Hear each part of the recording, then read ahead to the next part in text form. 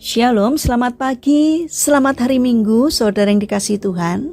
Kiranya berkat, damai sejahtera, dan sukacita dari Tuhan Yesus Kristus senantiasa melimpah dalam kehidupan kita. Sebelum kita mendengarkan firman Tuhan dan renungan, mari kita berdoa. Tuhan Yesus yang baik, sungguh kami mengucap syukur atas kebaikan dan kemurahan-Mu, karena Engkau Tuhan yang tak pernah meninggalkan kami. Sehingga pada pagi hari ini kami dalam keadaan baik. Urapilah kami dengan Roh Kudus-Mu, jika sebentar kami akan mendengarkan firman-Mu. Berkatilah supaya kami dapat mengerti dan memahami apa yang Tuhan sampaikan kepada kami. Terima kasih Tuhan, di dalam nama Tuhan Yesus Kristus kami berdoa. Amin. Saudara yang dikasihi Tuhan, tema renungan pada pagi hari ini adalah Bahtera Noh versus Titanic. Bacaan diambil dari Mazmur 127 ayat yang pertama. Demikian sabda Tuhan. Nyanyian ziarah Salomo. Jikalau bukan Tuhan yang membangun rumah, sia-sialah usaha orang yang membangunnya. Jikalau bukan Tuhan yang mengawal kota, sia-sialah pengawal berjaga-jaga. Saudara yang dikasihi Tuhan, di dunia ini ada dua kapal besar yang selalu diingat dalam sejarah umat manusia. Kisah kedua kapal itu selalu menjadi perbincangan semua orang dan sudah beberapa kali difilmkan baik di televisi maupun di bioskop-bioskop di seluruh dunia. Kapal itu adalah Bahtera Noh dan Titanic. Kedua nama itu begitu melegenda. Meskipun Titanic adalah kapal besar yang syarat dengan kemewahan, dibangun oleh para profesional. Sedangkan Bahtera Noh dibangun oleh seorang amatir. Namun demikian, Bahtera Noh sukses membawa ribuan makhluk hidup untuk bertahan hidup. Sedangkan Titanic menewaskan lebih dari 1.000 orang di Laut Atlantik. Ternyata Bahtera Noh jauh lebih sukses. Mengapa demikian? Sebab Bahtera Noh dibangun semata-mata karena perintah Allah, bukan ambisi dan kesombongan manusia.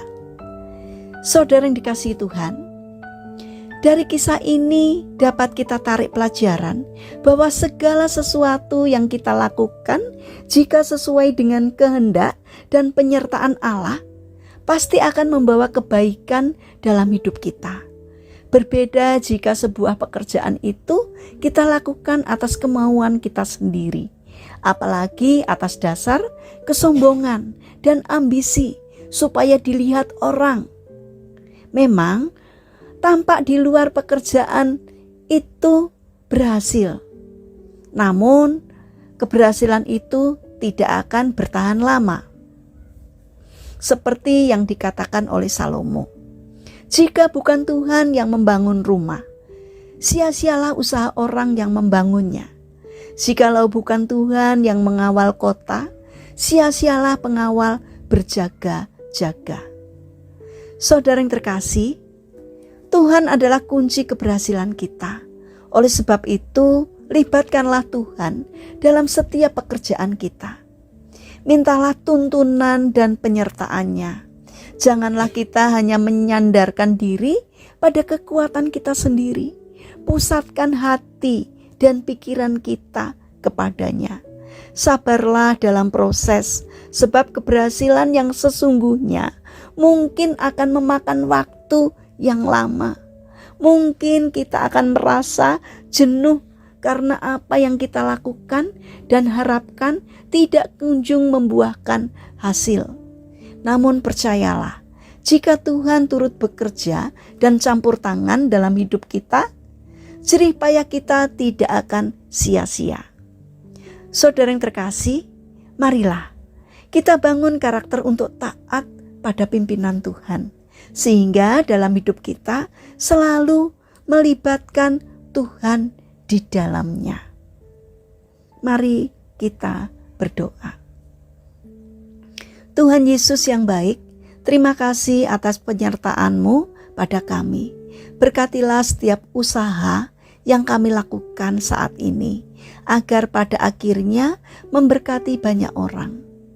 Bapa yang baik, saat ini kami berdoa untuk saudara-saudara kami yang mengalami sakit dan lemah fisik. Kami memohon belas kasih dan kemurahan-Mu. Kiranya Tuhan berbelas kasih untuk menjamah dan memberikan kesembuhan. Kami juga berdoa bagi mereka yang mengalami kesulitan hidup dan permasalahan. Kiranya Tuhan hadir untuk menolong mereka. Kami juga ingin menyerahkan untuk setiap rencana dan aktivitas kami kepadamu.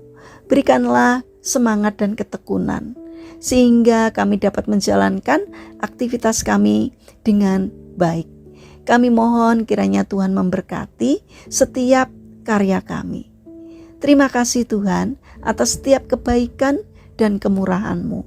Dalam nama Tuhan Yesus Kristus kami berdoa. Amin.